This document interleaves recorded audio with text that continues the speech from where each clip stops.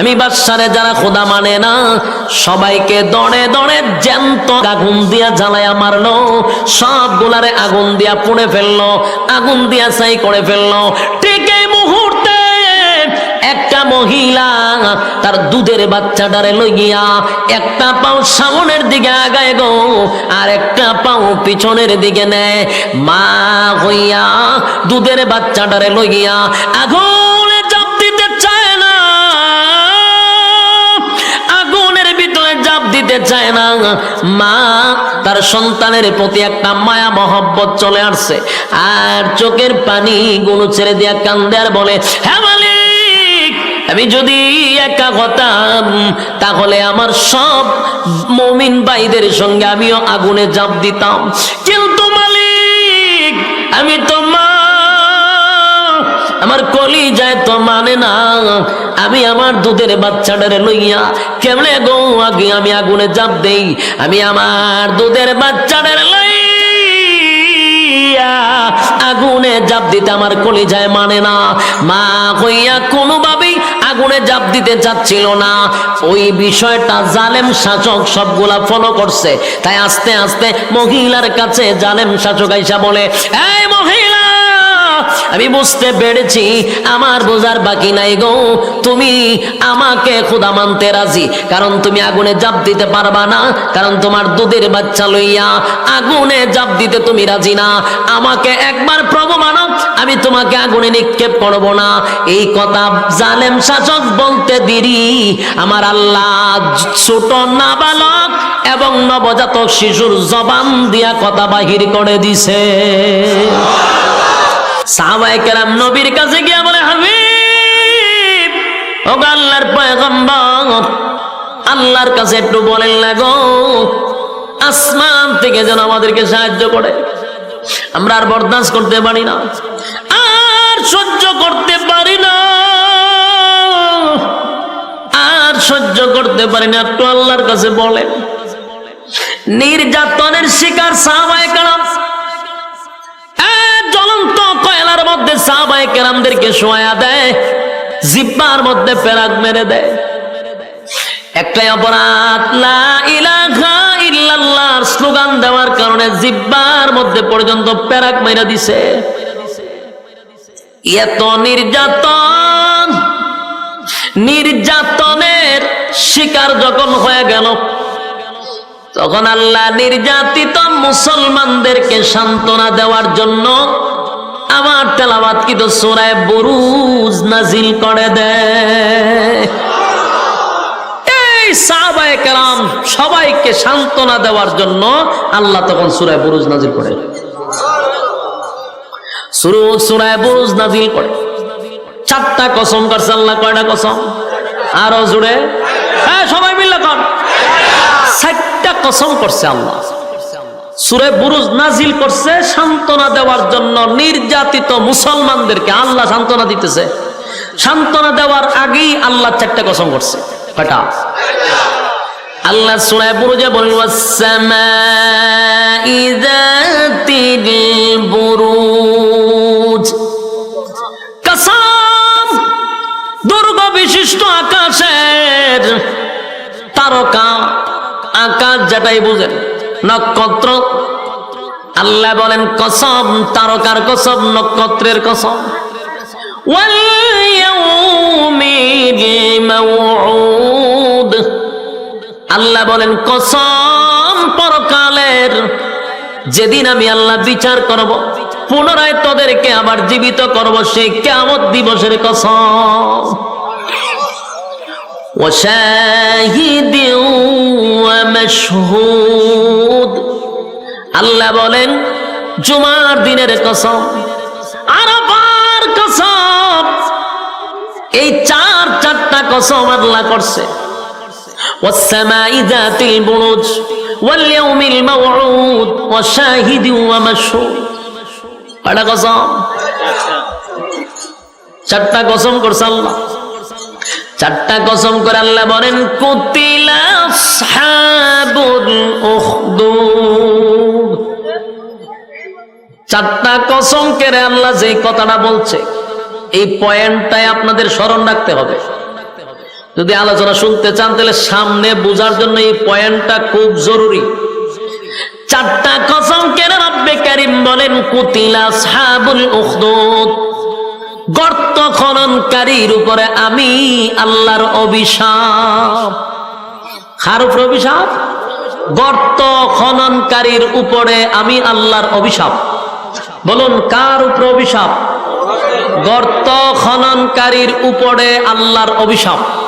এই কথাটা আপনাদের স্মরণ থাকতে হবে। এই এতটুক কথা স্মরণ না রাখলে সামনের আলোচনা বোঝা বড় কঠিন হবে। খুব মনোযোগ দিয়ে শুনবেন। আল্লাহ 4টা কসম কাইরা একজন জালেমকে আল্লাহ অভিশাপ দিছে। গর্ত খননকারী জালেম, আল্লাহ বারবার বলেন গর্ত খননকারীর উপরে আমি আল্লাহর অভিশাপ। 4টা কসম করে হয়েছে অভিশাপ, কসম অভিশাপ, কসম অভিশাপ, কসম অভিশাপ। গর্ত খননকারী, এই জায়গা ওয়াজটা রাখেন। এরপরে আসুন এই সূরা নাযিল হইল কেন বলেন? নির্যাতিত মুসলমানদেরকে সান্ত্বনা দেওয়ার জন্য। হেডলাইন মুখস্থ রাখতে হইব। আপনারা আমার আনছেন অভিগঞ্জ থেকে, হত্যিকা গিচ্ছা উনবার লেগে আনছেন নি?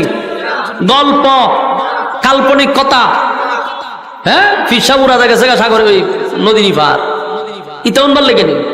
খবর ভেঙে আছে, আগুন লেগেছে, ওটা দৌড় মারছে, ইটা উনবার লেগে আনছো? তাহলে একটু মনোযোগ দিয়ে শুনেন। যদি মনোযোগ দেন খুব সহজে বুঝবেন। এই পয়েন্টগুলো ইয়াদ রাখবেন। 4টা কসম করে নির্যাতিত মুসলমানদেরকে সান্ত্বনা দেওয়ার জন্য আল্লাহ সূরা বুরুজ নাজিল করছে। আমি যদি আপনাদেরকে জিজ্ঞাসা করি আল্লাহ সূরা বুরুজ কেন নাজিল করছে, আপনারা বলবেন নির্যাতিত মুসলমানদেরকে সান্ত্বনা দেওয়ার জন্য নাজিল করছে। কসম কয়টা কাটছে? 4টা। 4টা কসম করে অভিশাপ কারে দিল? গর্ত খননকারীর উপরে আল্লাহর অভিশাপ। এখন আসুন আমরা পয়েন্ট বোঝা দরকার। প্রথম প্রশ্ন হলো, যদি নির্যাতিত মুসলমানদেরকে আল্লাহ সান্ত্বনা দিছে সূরা বুরুজ নাজিল করে, মানলাম, কিন্তু সূরা বুরুজের ভিতরে কি এমন ঘটনা আছে যেই ঘটনা শুনাইয়া সান্ত্বনা দিছে? ঘটনাটা তো জানা দরকার। কথা বলতে যে এমন কি আছে সূরা বুরুজের ভিতরে যেটা শুনাইয়া নির্যাতিত মুসলমানদেরকে আল্লাহ সান্ত্বনা দিল? এই ঘটনাটা তো শোনা দরকার। এই ঘটনাটাও কোনো গল্প নয়, কোনো গিচ্ছা নয়, তাফসীরের ভিতরে এই ঘটনাটা আল্লাহ উল্লেখ করছে। এই ঘটনাটা কি? রাসূল দুনিয়াতে আসার 90 বছর আগের ঘটনা। রাসূল দুনিয়াতে আসার কত বছর আগের ঘটনা? 90 বছর আগের ঘটনা। এই সময় রাসূল দুনিয়াতে নাই। এই 90 বছর আগের ঘটনাটা আল্লাহ সূরা বুরুজের ভিতরে ঢুকাইয়া তখনকার নির্যাতিত মুসলমানদেরকে সান্ত্বনা দিছে। এখন আপনাদের প্রশ্ন, 90 বছর আগে কি ঘটছিল? ঠিক না? 90 বছর আগে ঘটনাটা কি?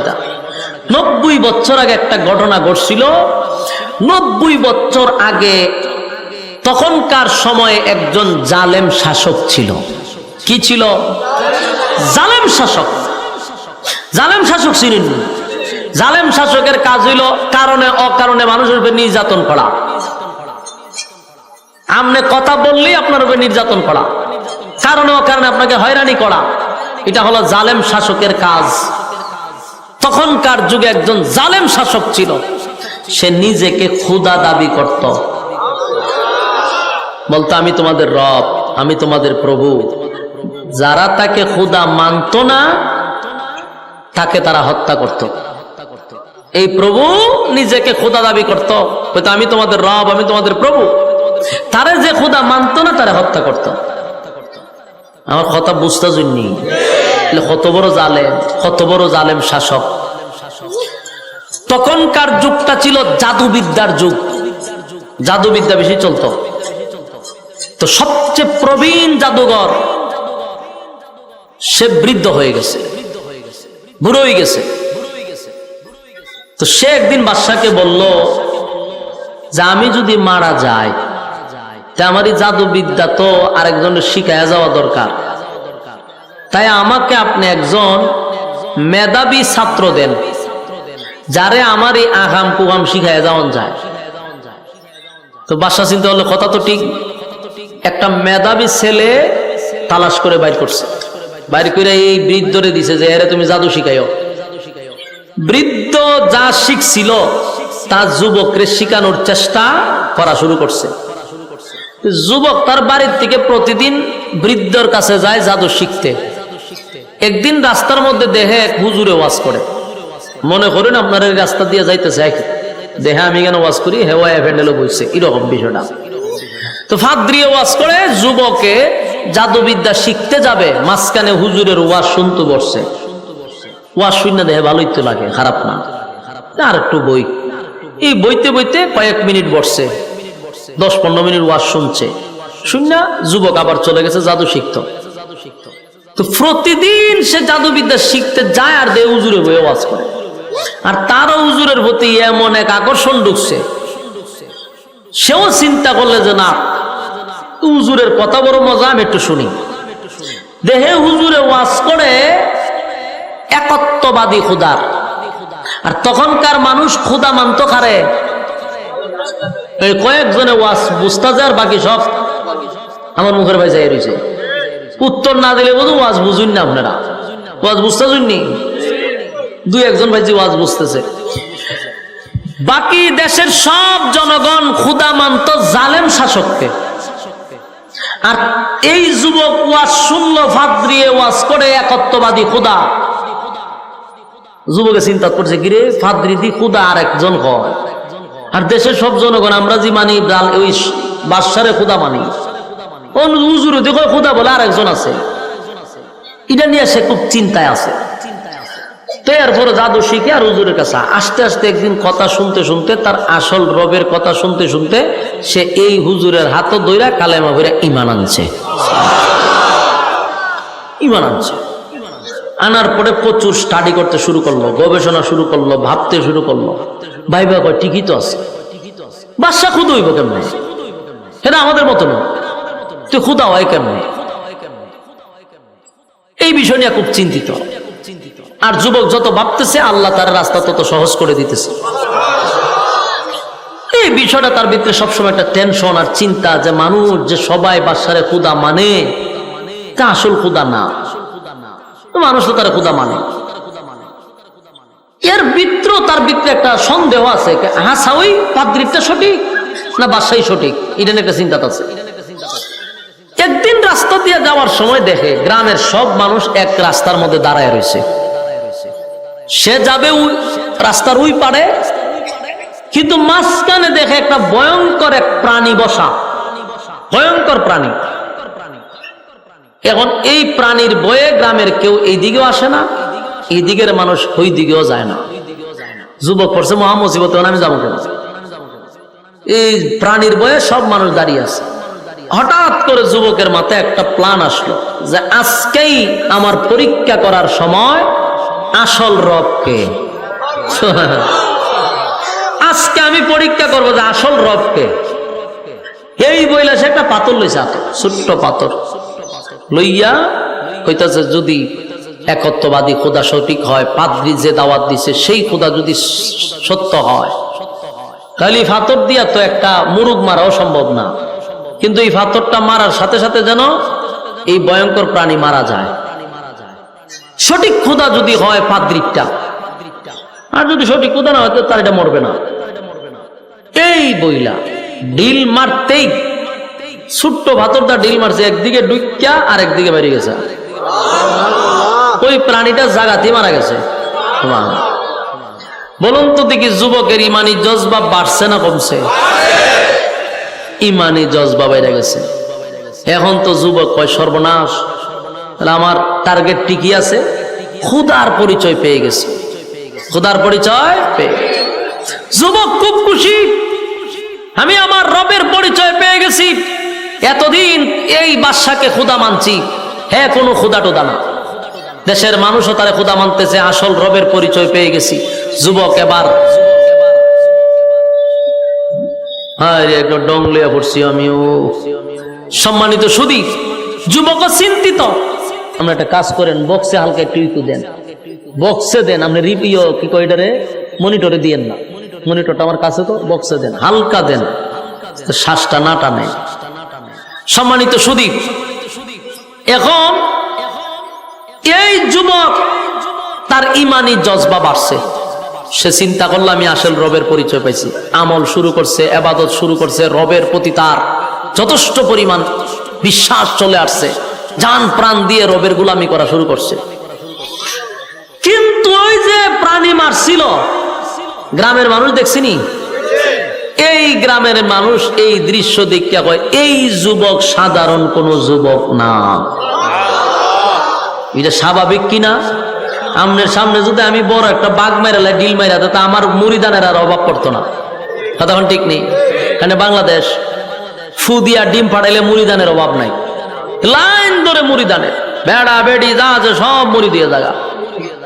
আর এই যুবক একটা প্রাণী মারছে, বিশাল ভয়ঙ্কর প্রাণী, তাও ছোট্ট একটা কণা পাথর দিয়া। বুঝেননি কি পরিমাণ তার ভক্তবৃন্দ বাড়ছে। মানুষ কয় এই যুবক সাধারণ না, তো মানুষ তার কাছে যায়, যুবক গেলে পরে ফু দেয়, তো অনেক রোগ ভালো হয়ে যায়। কুষ্ঠ রোগ লিয়ে যায়, ফু দিলে ভালো হয়ে যায়। আতুল্লুলা মানুষ যায়, ফু দিলে ভালো হয়ে যায়। কেরামতি খালে আরো বাড়তেছে। মানুষ কয় সর্বনাশ, এই যুবক সাধারণ না।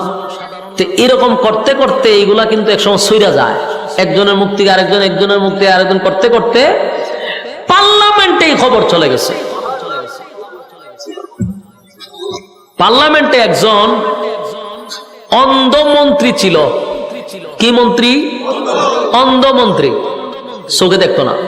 এই অন্ধ মন্ত্রীর খানে গিয়া মেসেজ গেছে যে কই মন্ত্রী সাহেব, সারা জীবন তো আর দুনিয়া দেখছেন না, অন্ধ মানুষ আপনি, আপনার চোখ ভালো হওয়ার একটা মেডিসিন পাইছে। অন্ধ মানুষ যদি উনি চোখ ভালো হইব, তার কত আনন্দ। জিগা কিভাবে? অমুক জায়গায় অমুক একটা যুবক আছে, তার কাছে গেলে আপনার চোখ ভালো হবে। এই মন্ত্রী কথা শুননা যত স্বর্ণ হীরা মণিমুক্তা আছে সব বাস্কর ভিতরে বইরে গেছে যুবকের কাছে। গিয়া কয় যুবক, এই বাস্ক খুলো, এটার ভিতরে সব স্বর্ণ আছে। জিগায় কেন? বিনিময়ে চোখ ভালো করে দাও। যুবক কয় চোখ ভালো করার ক্ষমতা তো আমার না, আমি তো চোখ ভালো করতে পারি না। তো মানুষ যে বলে তুমি এটা করে দাও সেটা করে দাও, বলে এগুলো তো আমি ভালো করি না, আমার রব ভালো করে। এই কথা শুনিয়া মন্ত্রী মারছে হাসি। জিগা আপনি হাসেন কা? হয় তুমি যে রবের কথা কইতেছো, আমি তো হারা দিন রবের কাছেই থাকি। চোখ যদি বালা করতো কি আর তোমার কাছে আইতাম? ওই অন্ধমন্ত্রী মনে করছে রব মানে বাদশাহ, আর দেশের সব মানুষ তো তার রবই মানে। মন্ত্রী কয় আমি হারা দিন তাহি এর কাছে, এ কি এর খুদা আমি বুঝি টুঝি না, এতে কি চোখ বালা করতো? আজ এর কথা। যুবকে কয় আপনি যেই বাদশার কথা বলতেছেন সে তো খোদা হওয়ার কোন যোগ্যতা রাখে না, খোদা হওয়ার কোন যোগ্যতা তার নাই। মন্ত্রী কয় তার মানে তুমি কি বাদশাকে খোদা মানো না? বলে না। এর পরিণাম তো ভালো হবে না, বলে জানি মৃত্যুদণ্ড হবে, আমি আমার আসল রবের জন্য জীবন দিতেও প্রস্তুত। মন্ত্রীর কাছে বলতেছে যে সে কোনদিন খোদা হতে পারে না, সে একটা জালেম শাসক, তাকে যে খোদা মানে না তাকে সে হত্যা করে, সে আবার খোদা হয় কেমনে? তখন বলতেছে বাবারে এই ফেসা আমার ভালো লাভ নাই, তুমি আমার চোখ বালা করে তো আমি জায়গা। যুবক কইতে চোখ তো আমি বালা করি না, তো তোমার রব রে কেউ চোখ বালা করে দিত? হয় আমার রব তেমনি ভালো করে না, তো কেমনে ভালো করে? আপনি কালেমা পড়ে আগে রবের উপরে ইমান আনতে হইব। ইমান যদি আনেন আমি আমার রবের কাছে একটু রিকোয়েস্ট করতে পারি, আমার রবের দয়া মায়া হইলে আপনারা ভালো করে দিবে। মন্ত্রী চিন্তা করলো দুনিয়া তো কিরম দেখছি না, এখন চোখ তো আমার দরকার। ঠিক আছে কালেমা পড়লাম, কালেমা পড়ছে, ইমান আনছে। যুবক এবার আল্লাহর কাছে হাত তুললে কান্না শুরু করছে, আল্লাহ মন্ত্রীর চোখ বালা করে দিছে। এখন তো মন্ত্রী দেখে ছবি দেখে, ঘটনা কি তারই ছবি দেখা যায়। পৃথিবী এত সুন্দর, মানুষ এত সুন্দর, জীবনে দেখছে না, এরপরে কি করতে পারে এটা তো আপনারা বুঝিনি। একের এক জায়গা খারি থাকবো নি, দৌড়াদৌড়ি করবো, ঠেলা মারবো, খামসা মারবো, মানুষের দুইটা সিমটি মারে, খামসা মারে, ঠেলা মারে, ধাক্কা মারে, লাইটও গিয়ে দৌড়া লায়, কারেন্টও দৌড়া লায়। জীবনে দেখছে না, ঠিক নেই। মন্ত্রী তখন আর এক জায়গাত নাই। এইগুলা করতে করতে একদিন পার্লামেন্টে গেছে। অন্ধ মানুষ যারা দেখবেন এরা দাঁড়ানোর সিস্টেম ভিন্ন, এদের হাঁটার সিস্টেম ভিন্ন। এবার এক জায়গায় দাঁড়ায় থাকলে এইরকম ভাবে দাঁড়ায় থাকে, ঠিক নেই, আজকে এমনি তা করে আমরা দাঁড়ায় থাকি, এক জাতি বাবু দাঁড়ায়, দেখা হইয়াই বাবু দাঁড়ানি সিস্টেম তার এইরকমই ছিল। এখন তো তার চোখ ভালো হয়েছে, এখন তার দাঁড়ানি সিস্টেম হইলো আমাদের মতো। বাদশা দূর থেকে এটা ফলো করছে, যেহেতু অন্ধ আছে, তুই এক জায়গা চুপ করে দাঁড়াইত, হেদি এখন খালি খুব চঞ্চল, হেই গানো যায়, হি গানো লারা মারে, গানো দেখা মারে, ঘটনা কিতা মন বাদশা ডাক দেখ, ওইদিকে আয়, তুই কি চোখে দেখস? দেখি তো, হ্যাঁ কেমনে দেখস? চোখে দেখতে না? বলে আমার রব বালা করছে, রব বালা করছে কইছে পড়ে। বাদশায় খুশির চুটে ডিজে গানের আয়োজন করছে, ডিজে গান লাগা কে রে? হ্যাঁ আমি যে ভালো করছি এটা তো আরো জোরে খাওয়া দরকার, তুই যে আমার আগে কইতে তাহলে বিশাল আয়োজন করতাম। আমি যে ভালো করছি তুই পার্লামেন্টে কইছস, আমার কলিজা ঠান্ডা হয়ে যায়। মন্ত্রী কয় তুই কি আসলেই খোদা? পার্লামেন্টের সামনে কয় হ্যাঁ তুই কি আসলেই খোদা? তুই তো আস্তে একটা হুদা, তুই কি এর খোদা? তুই যদি খোদা হইতি আমার চোখ বালা করে দিতি। হ্যাঁ মানুষের কাছ থেকে জোর করে খোদাই আদায় করে নিছস। আমি অন্ধ ছিলাম এতদিন, তুই যদি খোদা হইতে আমার চোখ বালা করে দিতি। আমাকে যে চোখ বালা করেছে উনি হলেন আমাদের স্রষ্টা। তোরে যিনি সৃষ্টি করছেন, আমার যিনি সৃষ্টি করছেন, সাত আসমান, সাত জমিন, সূর্য চন্দ্র, গ্রহ নক্ষত্র, কুল কায়নাত যিনি সৃষ্টি করলেন হুকুম দিয়া, তিনি হলেন আমার রব আল্লাহ। বাদশার মেজাজটা গরম হয়ে গেছিল, চান্দি ফুড়া গরম, তারে খোদা না মানলে সে হত্যা করে। আর এটা তার ইগুতে লাগছে, মারাত্মক লজ্জা। এত মানুষের সামনে পার্লামেন্টে বৈশা একজন দেশের বাদশাকে এইভাবে বেজ্জতি করা, অপমানি করা, এটা কি মেনে নিব? বাদশা বাদশা কয় এরে গ্রেপ্তার কর। গ্রেপ্তার করলো, এরে রিমান্ডে নিয়ে ফিডা, রিমান্ডে নিয়ে মার শুরু করলো। মারতে মারতে মারতে জিগায় কক তোরে কে কালেমা শিখাইছে? ফিডার সুডে হয় আমারে যুবকে শিখাইছে। যুবকরে গ্রেপ্তার করে আনছে, আইনা যুবকরে ফিডা শুরু করছে। ফিডাইতে ফিডাইতে যুবকরে তোরে কেটা কালেমা শিখাইছে? হয় হাত দিয়ে শিখাইছে। হাত দিয়ে গ্রেপ্তার কর, হাত দিয়ে তুলছে ফিডা, মানে যে শিখাইছে এর ফিডা। এইভাবে মায়ের শুরু করছে। কারণ আমি আগেই বলছি সে কি জালেম শাসক। সে কি শাসক? জালেম শাসক। তিনজনে ফিডাইতে ফিডাইতে লাস্টে কয় তিনজনে তো ইচ্ছা মতো ফিডাইছি, এখন ক তোরা রবকে? তিনজনের কয় রব হলেন আল্লাহ, যিনি আমাদেরকে সৃষ্টি করছেন। বাদশা কিরে এত ফিডা গেল কো? কয়াম নইতো না। মন্ত্রীর মাথার উপরে একটা করাত রাখছে, করাত চিনুন না আপনারা? বুলার মানুষ গাছ দেখাটে, এই করাত মাথার উপরে রাখছে। রাখতে কয় মন্ত্রী যদি তুই আমাকে রব বলে স্বীকার করস ছেড়ে দিব, আর যদি স্বীকার না করস করাত দিয়া মাঝখান দিয়া দুই ভাগ করব। কিতা বুঝলেন? আমরা এখানে যারা বসা, আমি বক্তা সহ, আমরার মাথার যদি একটা খরাত রেখে কয় আমরা একটা টান দিব, আমরা ইমান থাকবো নি? ডাইরেক্ট আমার 14 গোষ্ঠী হিন্দু আছেন, জয় শ্রীরাম হয়ে দূর শুরু করবো। ইমান ইগানই শেষ। আমরা যে তালের ইমান 5 টাকার একটা সার কাছে আমরা ইমান বিক্রি হয়। বাস্তব না বাস্তব? বুড়া বুড়ি আইলে দেখবেন হ্যাঁ চা খাইছে এক চেয়ারম্যানের কাছ থেকে, চেয়ারম্যানের জিগায় বুটটা কারা দিবে? চা দিয়ে আপনি খাওয়াইছেন, বুট তো আপনারই দিব। ই চেয়ারম্যান খালি গেছে আর এক চেয়ারম্যান আইয়া ঢুকছে, হের ভিত্তে জিগায় বুট কারে দিবি? চিন্তা ভাবনা আছি। চেয়ারম্যানের দুধ চা খাওয়াইছে, বুট কারে দিবে? আপনারই দিব। ই চেয়ারম্যানও গেছে, হে দোকান থেকে লড়ে না। আরেকজনের ঢুকে দেখে কিরে বুট কারে দিবি? কইতারি না। হতে একটা কফি খাওয়া, কফি খাওয়ানোর পরে জিগা বুট কারে দিবি? আপনারই তো দন লাগে। বলুন তো বুট কয়টা দিছে? কয়জন রে? যেই লোক গুলারে 5 টাকা দিলে ইমান জায়গায়, হের আবার খরাত লাগেনি? কথা কই না দি? চা কফি খাওয়াইলে ইমান শেষ, হের আবার কফি খরাত লাগবো? হ্যাঁ আমরা খরাত লাগবো না। গুলির আওয়াজ শুনলে আমরা ডাইরেক্ট কালে মলমে ঘুরে বয়ে থাকি, ঠিক না? আমরা রইল ইমান। কিন্তু এই মন্ত্রী সবে মাত্র কালেমা ভইরা ইমানের পরীক্ষা তার উপরে চলে আসছে, সে বাদশারে ডাইরেক্ট বলছে 2 ভাগ করে ফেল, কিন্তু ইমান দিব না।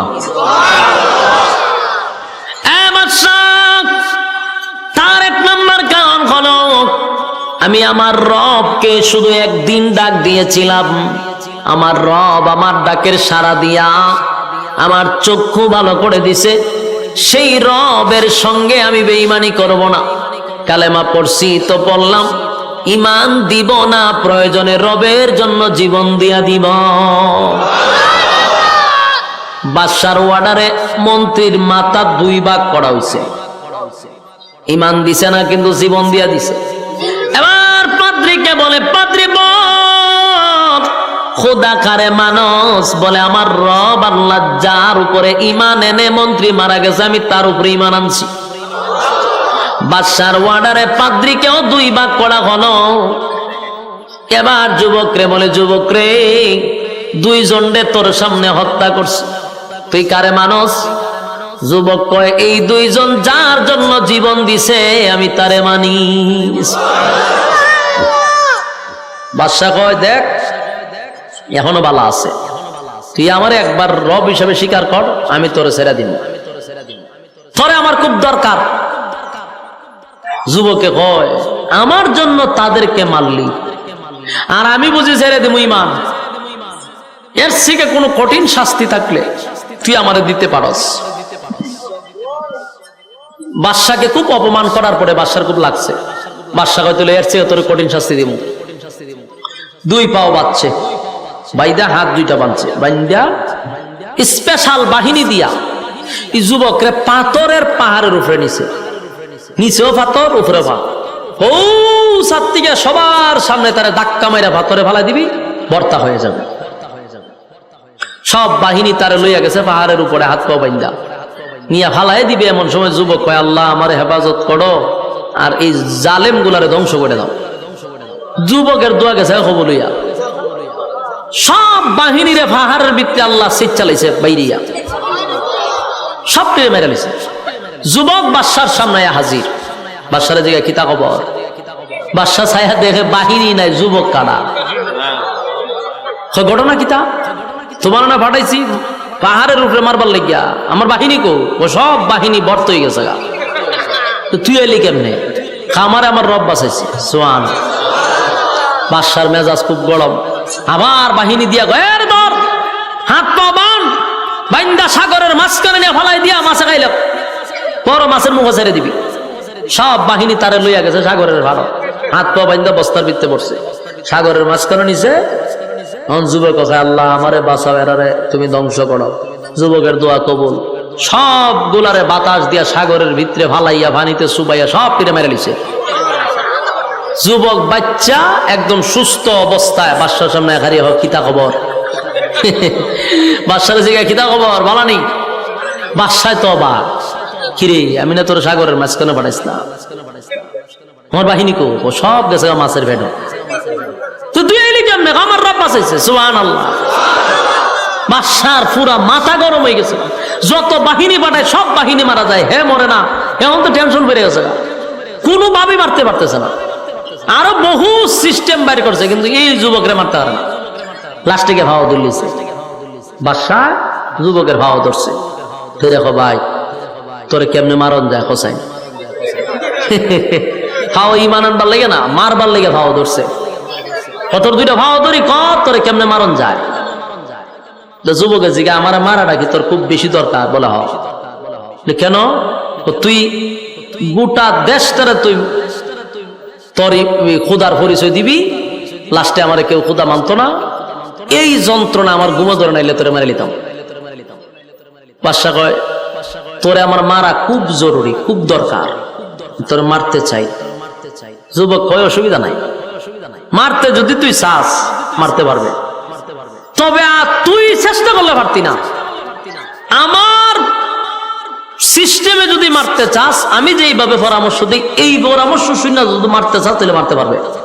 বাদশা কয়, তুই যেমনি কস এমনি শুনবো, তাহলে একটা কাজ কর, তোর দেশের যত জনগণ আছে সব জনগণে এক জায়গায় জমা করবি, গড়ের মধ্যে কেউ থাকতে পারবে না।